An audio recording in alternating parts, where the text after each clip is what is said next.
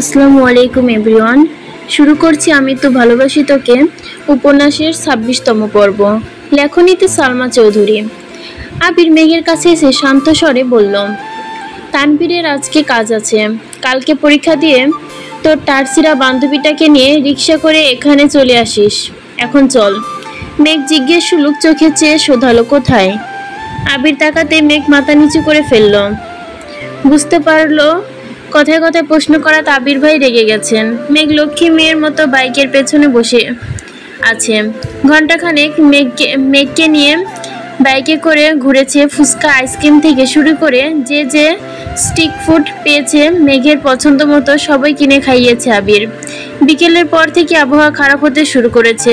পর্যায়ক্রমে মেঘের গর্জন শুরু হয়ে গেছে। মেঘ তখন আচার খেতে ব্যস্ত।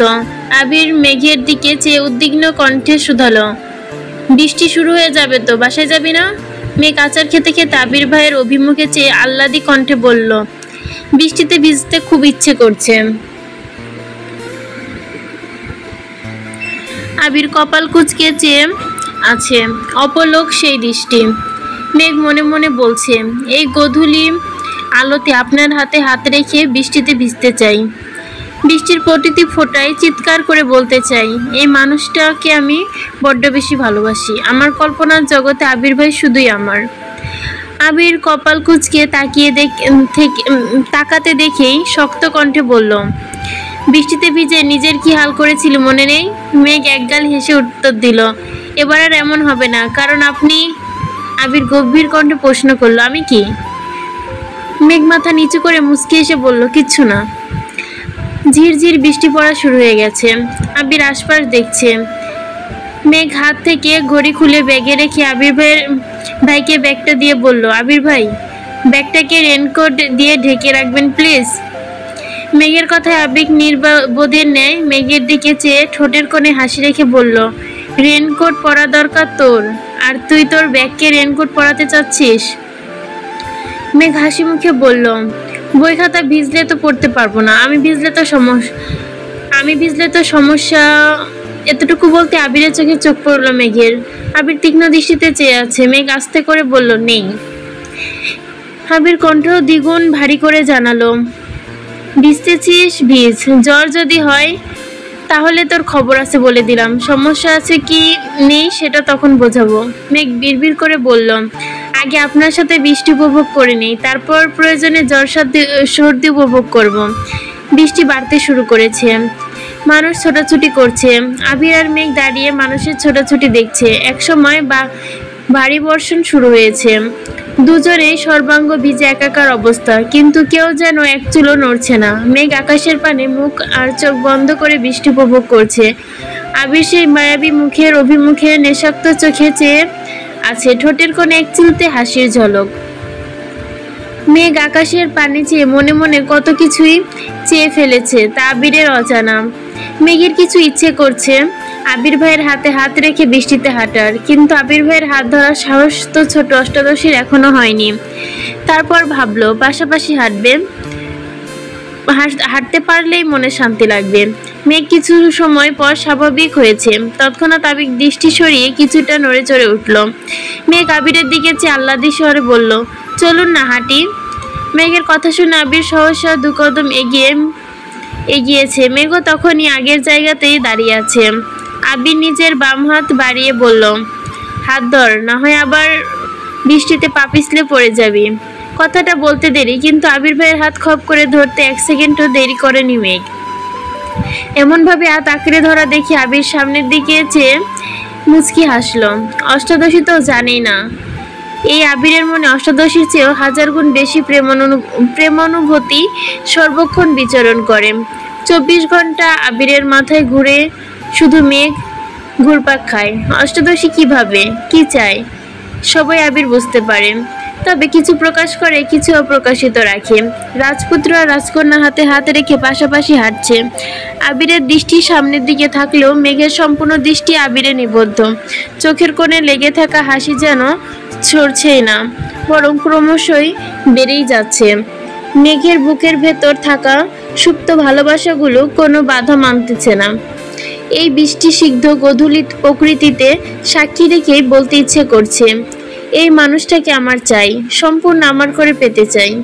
মেঘ হাবিজাবি ভাবতে ভাবতেই আকস্মিক রাস্তার পাশে থাকা গাছের শেকড়ের সাথে হোঁচট খেয়ে উপর হয়ে পড়তে গেলে আবিরের হাতে হাত থাকায় হাতটা আবির শক্ত করে ধরে সহসা ডান হাতে মেঘের পেট বরাবর আঁকড়ে ধরল। কয়েক সেকেন্ডের জন্য মেঘের মনে হয়েছিল পৃথিবীটা বুঝি থমকে গেল। আচমকা হোঁচট খাওয়ায় মেঘের স্বাভাবিক হতে কিছুটা সময় লেগেছে। নিজের উদরে আবির ভাইয়ের শক্তপোক্ত হাতের ছোঁয়া বুঝতে পেরে মেঘ বিষময় চোখে উদরে রাখা হাতের দিকে চাইল। বৃষ্টিতে ভিজে পরনের সুতি জামাটা গায়ের থেকে গায়ের সাথে মিশে গেছে। আবির ভাই জামার ওপর দিয়ে ছোঁয়ার পরও মেঘের মনে হচ্ছে উন্মুক্ত উদরে হাত রেখেছে আবির ভাই। মেঘের সর্বাঙ্গ শিহরিত হলো, বুকের ভেতর থাকা হৃৎপিণ্ডটা বাহিরে বেরিয়ে আসতে চাইছে। মেঘের নিঃশ্বাস গলায় আটকে যাচ্ছে। হোঁচটের ফলে পায়ের আঙ্গুলের কোণা দিয়ে রক্ত বের হচ্ছে। স্নায়ুতন্ত্রের ক্রমাগত সিগন্যাল দেওয়ার ফলে মেঘ বুঝতে পেরে উফ করে উঠল। নিজেকে কন্ট্রোল করে মেঘ দাঁড়িয়ে পায়ের দিকে চাওয়ার আগেই ব্যথা বুঝতে পেরে ঠোঁট ফুলিয়ে কান্না শুরু করে দিয়েছে। আবির সঙ্গে সঙ্গে বসে পড়ল। আঙ্গুলটা দেখতে রক্ত যা বের হচ্ছে সবই বৃষ্টির পানিতে ধুয়ে চলে যাচ্ছে। পকেট থেকে একটা ওয়ান টাইম ব্যান্ডেজ বের করে আপাতত আঙ্গুলে পেঁচিয়ে দিল। আবিরের ছোঁয়াতে পায়ের ব্যথা সারল কিনা জানে না, মেঘের মনের ব্যথা যেন 1 সেকেন্ডেই সেরে গেছে। মেঘ বাকরুদ্ধ হয়ে চেয়ে আছে, তার চোখ দিয়ে শুধু পানি পড়ছে। আবির দাঁড়িয়ে দুহাতের উল্টো পিঠ দিয়ে মেঘের গাল বেয়ে পড়া নোনা পানি তার সাথে বৃষ্টির পানি মুছে দেওয়ার চেষ্টা করলো। তারপর আবির সুপ্ত স্বরে বলল, এত সামান্য ব্যথা এভাবে কাটলে হবে? তৎক্ষণাৎ মেঘের ফুপানো বন্ধ হয়ে গেছে। মেঘ কিছু বলার আগেই আবির আচমকা মেঘকে কোলে তুলে নিল। মেঘের চোখ কোটর থেকে বেরিয়ে আসতে চাইছে। নিজেকে সামলাতে সহসা এক হাত আবির ভাইয়ের শার্টের বোতাম সহ কিছুটা অংশ চেপে চোখ বন্ধ করে ফেলল। রাস্তার দুপাশে বড় বড় গাছ, বৃষ্টিতে ভেজায় পিচঢালা রাস্তায় মেঘকে কোলে নিয়ে আবির হাঁটছে। কিছুটা সময় পর মেঘের চোখ খুলে বৃহৎ চোখে আবির শ্যামবর্ণের চেহারায় চেয়ে আছে। আবিরের চুলে, নাকে, মুখে, গালে পড়া বৃষ্টির ফোঁটা কিছুটা মেঘের মুখেও ছিটে পড়ছে। মেঘ ধীর কণ্ঠে বলল, নামিয়ে দিন, আমি যেতে পারবো। আবির ভাইয়ের এভাবে কোলে তুলে নেওয়ায় মেঘের সর্বাঙ্গে কারেন্টের শক খেয়েছে। এই মানুষটা কাছাকাছি আসলেই যেখানে মেঘের হৃৎপিণ্ডের ধুকপুকনি বেড়ে যায়, সেখানে এইভাবে কোলে তুলে তার সবকিছুই যেন এলোমেলো হয়ে যাচ্ছে। তাই মন না চাইতেও আবিরকে বলল নামিয়ে দিতে। আবির নিরেট কণ্ঠে বলল, চুপ করে থাক। মেঘ নিশ্চুপ হয়ে আবির ভাইকে দেখছে। ধমক খেয়ে মন খারাপ হওয়ার বদলে তার ঠোঁটে মিষ্টি হাসি লেগে আছে। কিছুদূর যাওয়ার পর একটা চায়ের দোকানের কাছে গিয়ে পিচি ছেলেকে ডেকে বলল চেয়ার দিতে। খোলা আকাশের নিচে ছেলেটা চেয়ার দিল। আবির মেঘকে বসাতে মেঘ বলল, আপনি তখন না ধরলে পরে নিশ্চয়ই মাথা ফাটত। আবির শক্ত কণ্ঠে জবাব দিল, এত সহজেই তোর কিছু হতে দিব না। পরিস্থিতি যতই বেসামাল হোক, আমি ঠিকই তোকে সামলে রাখবো। এই কথা শুনে মেঘ বিষময় চোখে আবির ভাইয়ের পানে চেয়েছে। কথার গভীরতা ঠিক কতটা সেটা বুঝতে না পারলেও কথাটা তার খুব মনে ধরেছে। বৃষ্টি কিছুটা কমে এসেছে।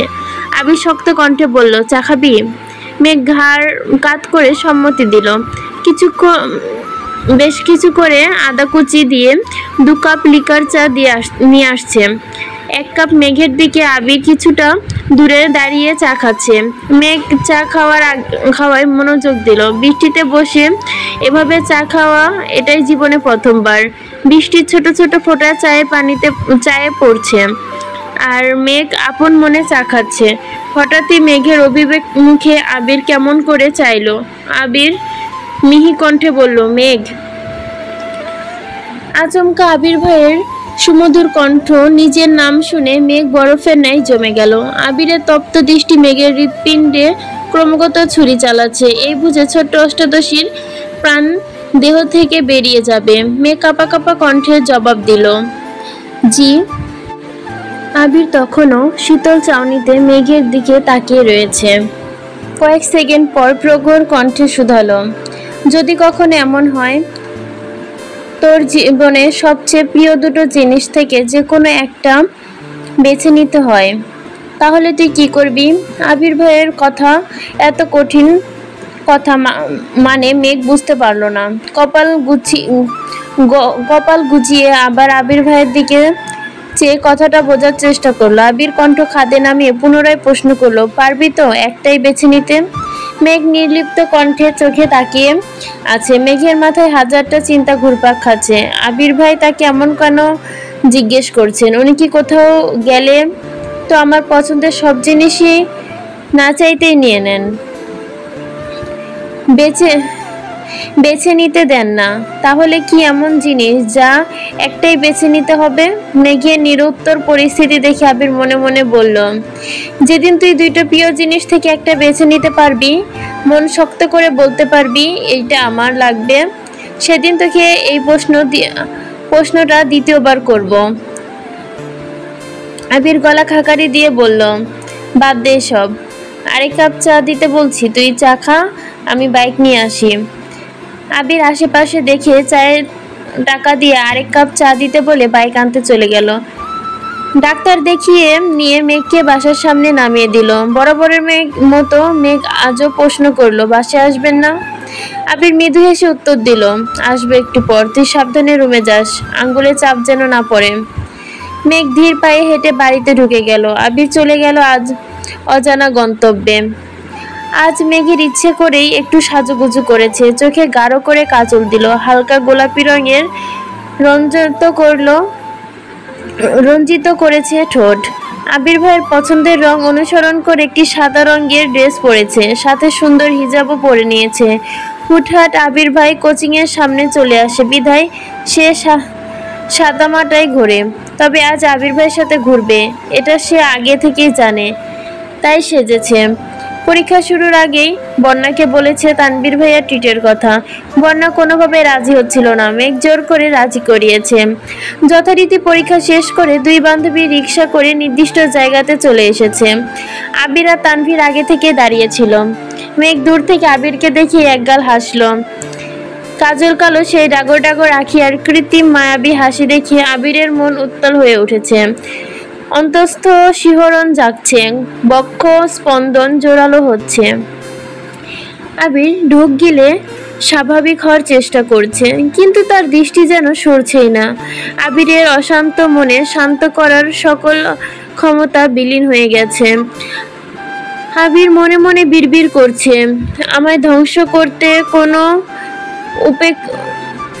কেন উঠে পড়ে লেগেছিস?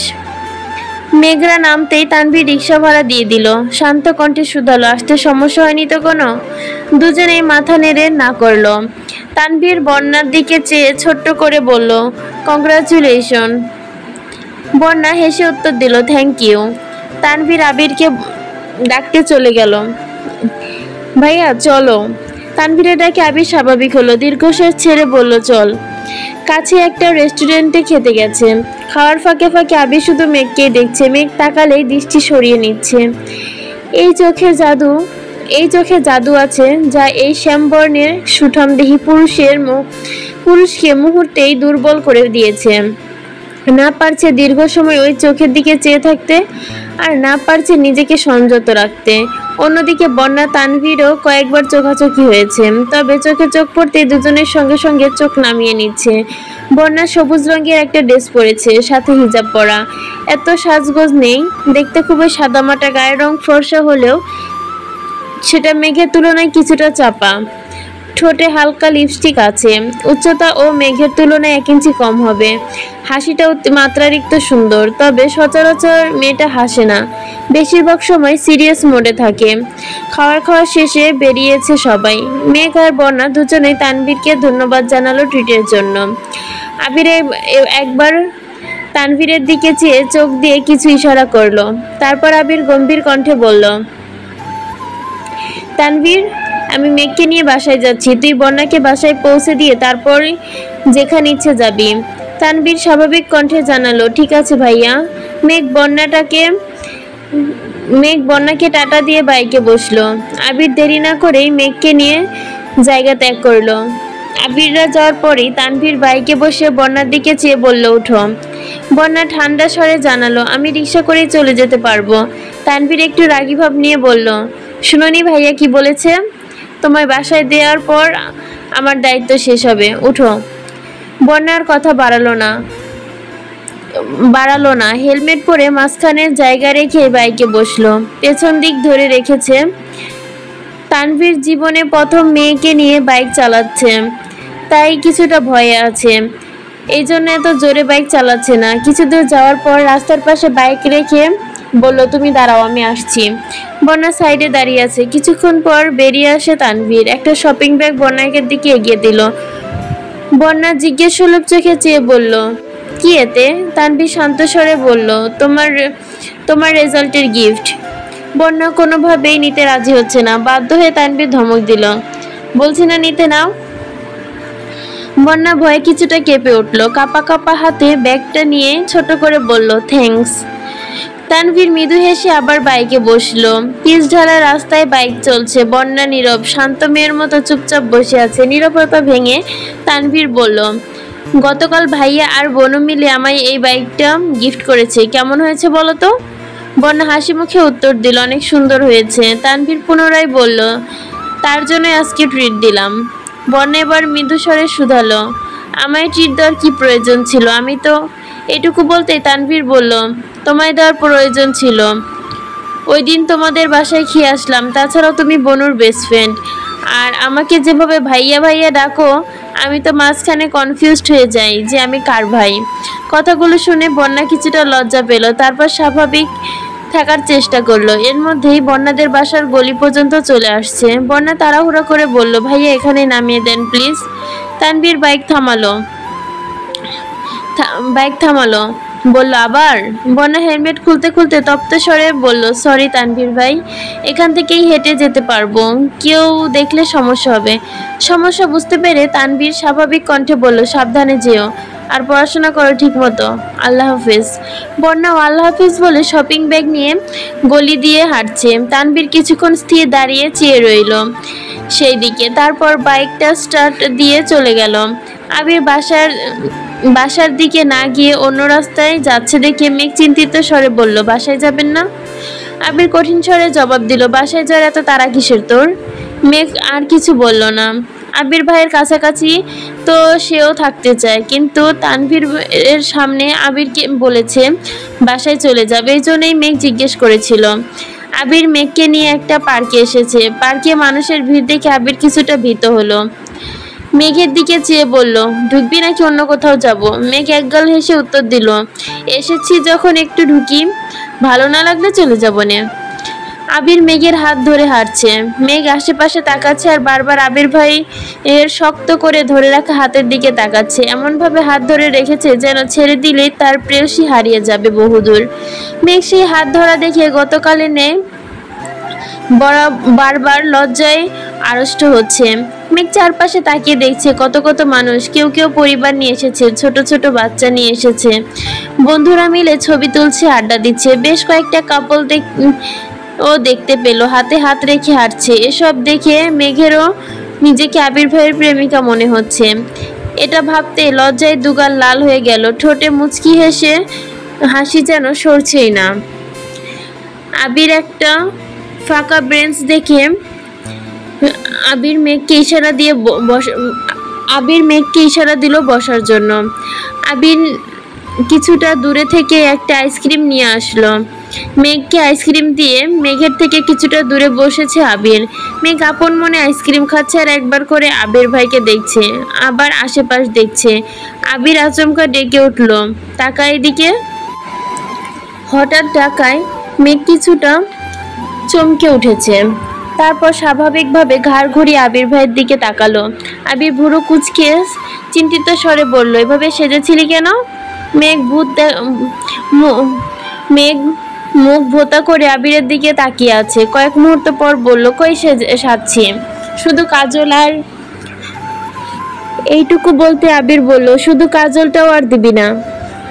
আবির মনে মনে বলল, এই শুধু চোখের মায়ায় আমি তোর এই চোখের মায়ায় আমি ছাড়া আর কাউকে পড়তে দিব না।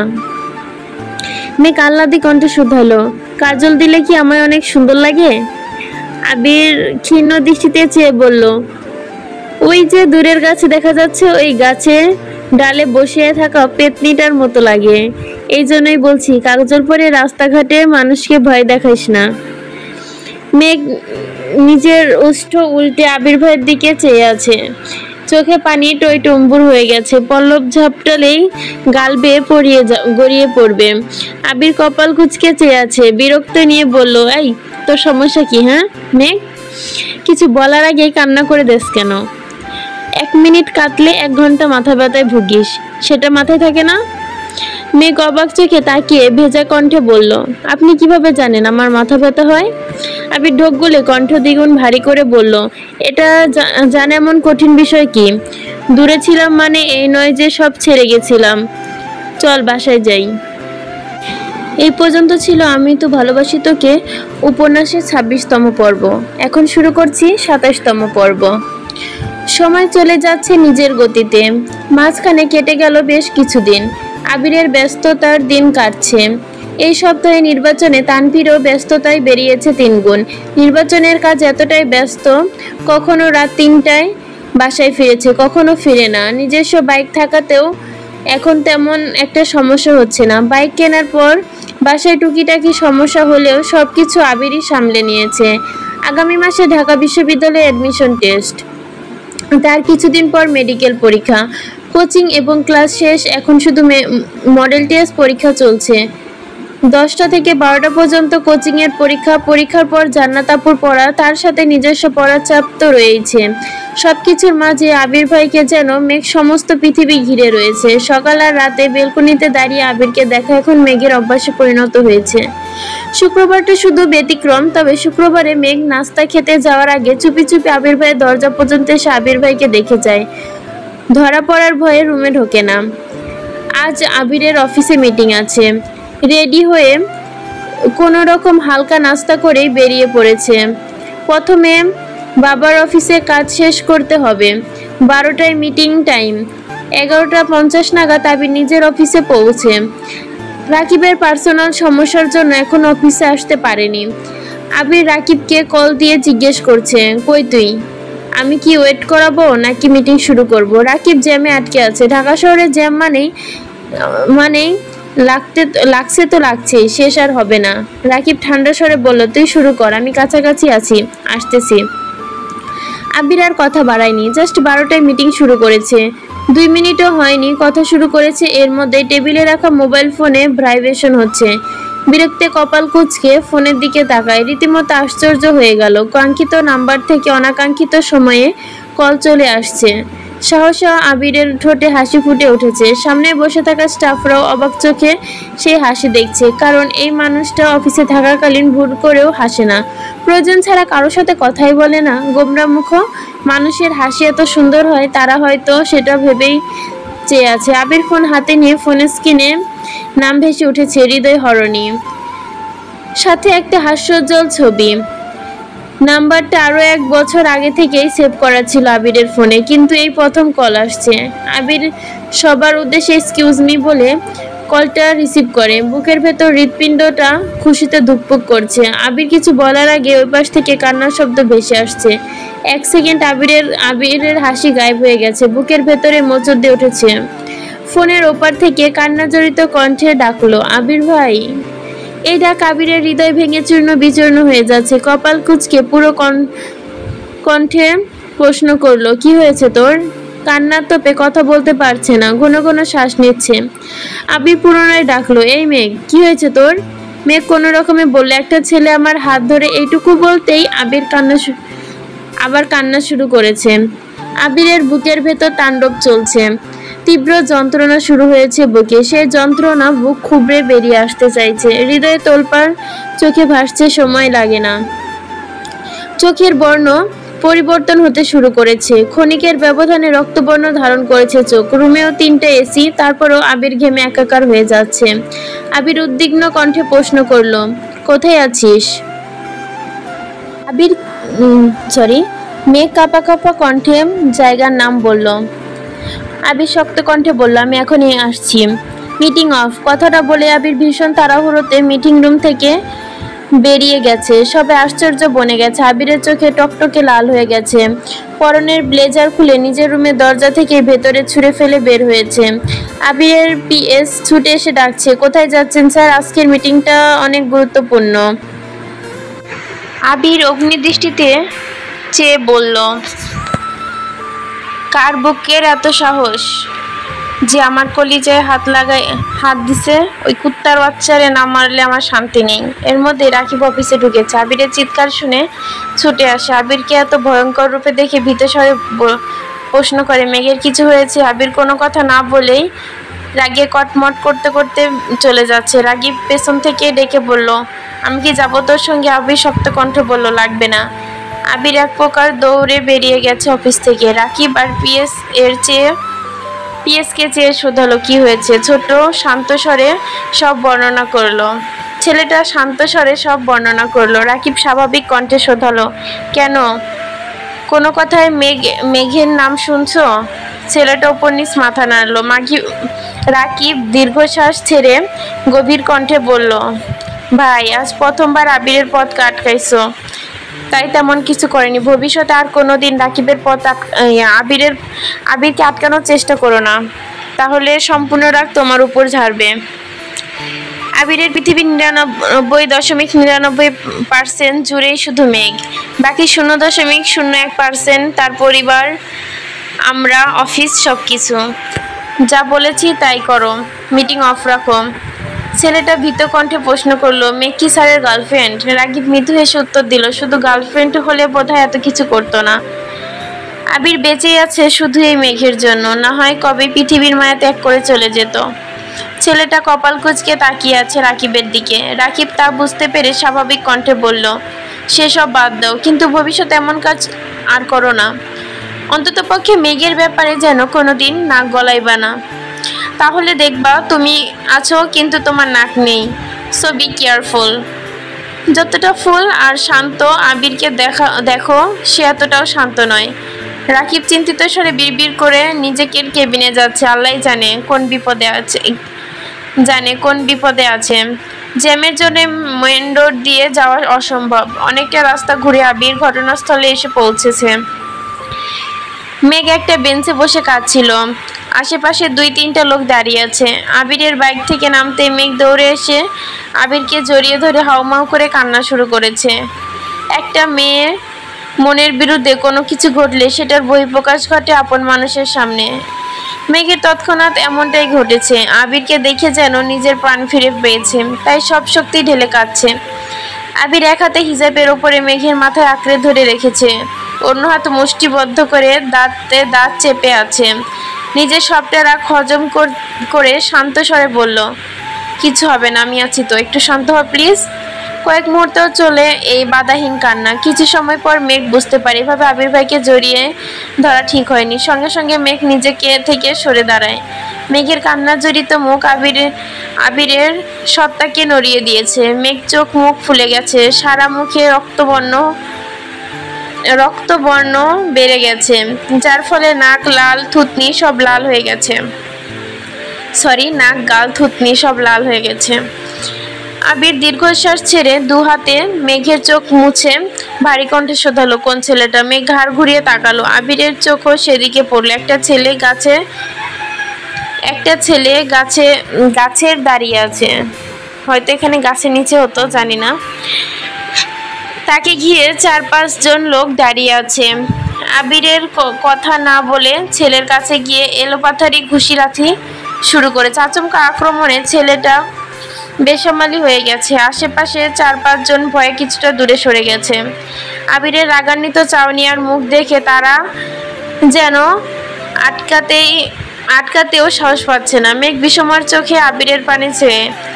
আবির ভাইয়ের এই রূপ জীবনে প্রথমবার দেখছে। বাসায় কয়েকবার শুনেছে আবির ভাই মারপিট করেছে, কিন্তু তা আজ নিজের চোখে দেখছে। থরথর করে কাঁপছে অষ্টাদশীর দেহ।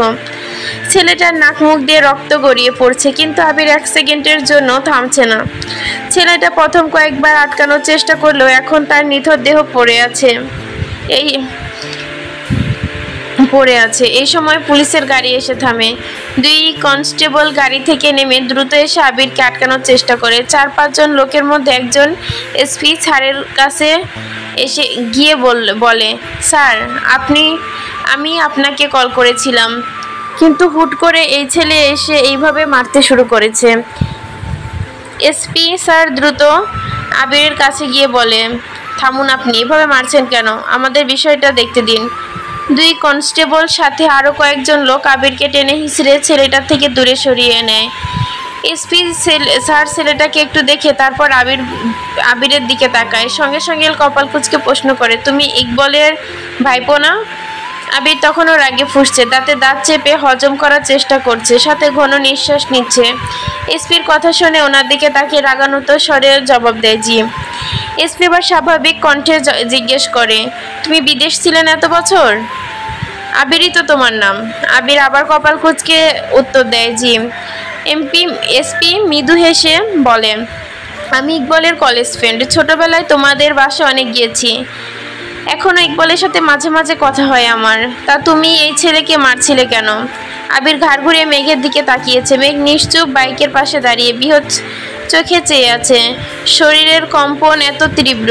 আবিরের সাথে এসপিও ঘাড় ঘুরিয়ে দেখলো মেঘকে। আশেপাশের লোক বলছে, স্যার ওই ছেলে এই মেয়েটার সাথে অসভ্যতা করছিল। এসপি আবিরের দিকে চেয়ে জিজ্ঞেস করলো, তোমার বোন?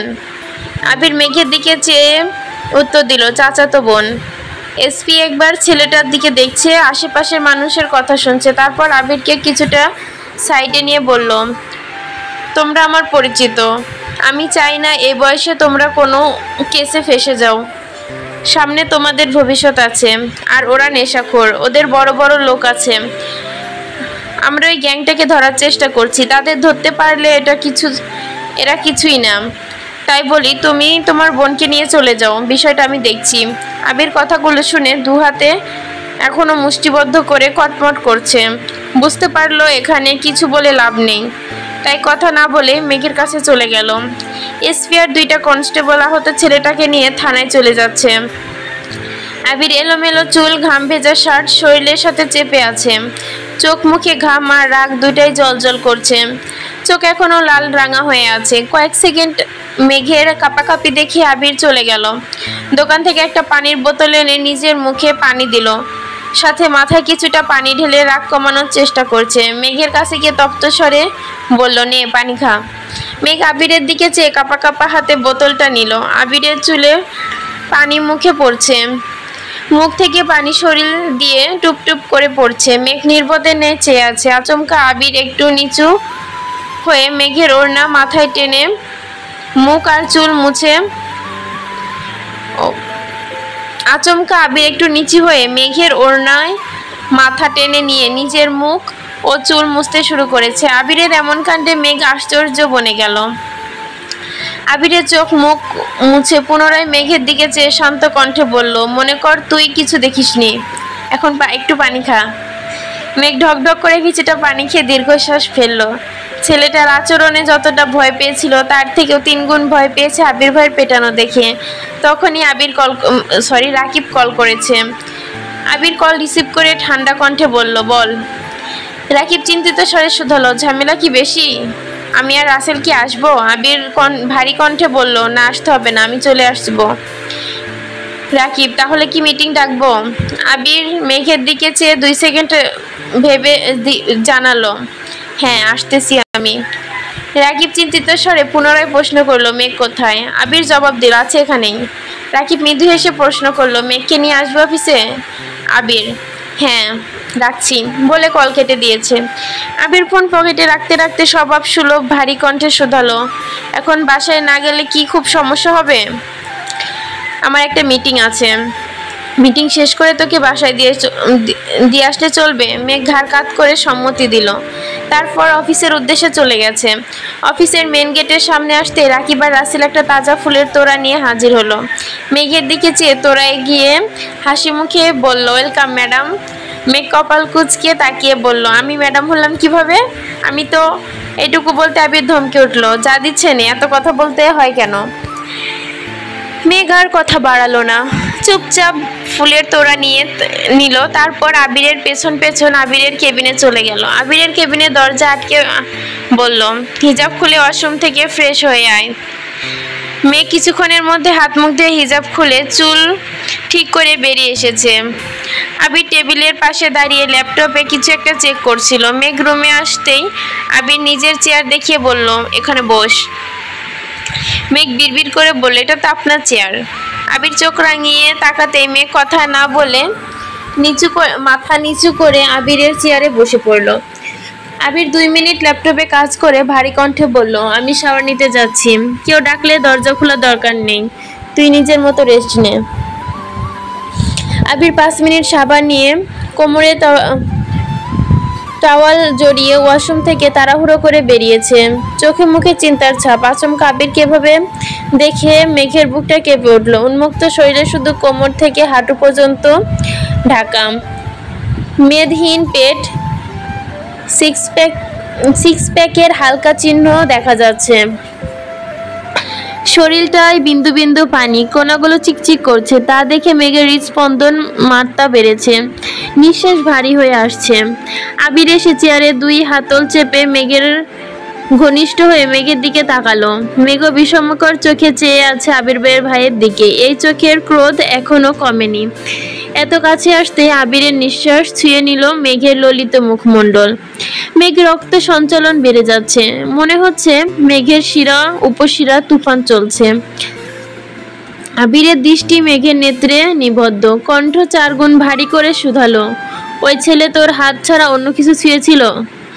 আবিরের প্রশ্নে মেঘের কর্ণপাত হলো কিনা জানে না। খানিকটা সময় পর মেঘ চিবুক নামিয়ে নিল। আবির 2 আঙ্গুলে আটকে দেয়। মেঘকে পুনরায় আবিরের মুখের পানে তাকায়। চোখে চোখ, মুখে ক্রোধ স্পষ্ট। আবির পুনরায় রাগান্বিত কণ্ঠে প্রশ্ন করলো, বল শুধু আর কোথায় ছুঁয়েছে? ওই কুত্তার বাচ্চারে জ্যান্ত কবর দিয়ে আসবো। আবির ভাইয়ের মুখে ভয়ঙ্কর কথা শুনে মেঘের শরীর কেঁপে উঠেছে। ঢোক গিলে কাঁপা কাঁপা কণ্ঠে বলে, আর কোথাও ছয়নি। আবির ভারী কণ্ঠে প্রশ্ন করলো, সত্যি তো? মেঘ আস্তে করে বলল, সত্যি। এর মধ্যেই দরজায় রাসেল ডাকছে, আবির, মিটিং এর সময় হয়ে যাচ্ছে। আবির এবার দীর্ঘশ্বাস ছেড়ে মেঘের থেকে দূরে সরে দাঁড়ালো। টেবিলের ওপর রাখা ফোনে টাইম দেখে নিল। একটা শার্ট আর প্যান্ট পরে রেডি হয়ে চলে যাচ্ছিল। দরজা পর্যন্ত গিয়ে থমকে দাঁড়ালো। মেঘের দিকে চেয়ে বলল, দরজাটা ভেতর থেকে বন্ধ করে রাখ। কফি আর নাস্তা দিতে বলে যাচ্ছি, দরজা থেকেই নিবি, কেউ ভেতরে যেন না ঢুকে। আমি মিটিং শেষ করে আসছি। আবির চলে গেছে। কিছুক্ষণের মধ্যে আবিরের পিএস কিছু খাবার আর 1 কাপ কফি নিয়ে আসছে। মেঘ নাক পর্যন্ত ওড়না টেনে মাথা নিচু করে খাবারগুলো নিল। তারপর দরজা বন্ধ করে ওড়না সরিয়ে রুমটা ভালোভাবে দেখছে। দেওয়ালে কিছু মোটিভেশন লেখা, তার সাথে একটা দেওয়ালে 2টো হাতের ছবি আঁকা। যে ছবিটা আবির ভাইয়ের ফোনে মেঘ দেখেছিল। একটা বড় হাতের ওপর একটা পিচ্চির হাত শক্ত করে ধরা, নিচে 2টা লাইন দেওয়া, আমার দেহে প্রাণ আছে যতদিন, এই হাত ছাড়বো না আমি ততদিন। তার নিচে ডি এভাবেই লেখা। অক্ষর দেখে মেঘ কপাল কুঁচকে চেয়ে আছে। মাথায় কিছুই ঢুকছে না। ডি দিয়ে কার নাম হবে? মেঘের নাম এম দিয়ে, জান্নাত আপু জে দিয়ে। মেঘ বিড়বিড় করছে, তাহলে কি জান্নাত আপুর অন্য নাম আছে? বিশেষ দ্রষ্টব্য, ভুল ত্রুটি ক্ষমাসুন্দর দৃষ্টিতে দেখবেন। রাগের তীব্রতা বোঝাতে একটা গালি ব্যবহার করা হয়েছে, কেউ খারাপভাবে নেবেন না প্লিজ। ধন্যবাদ সকলকে এতক্ষণ পাশে থাকার জন্য।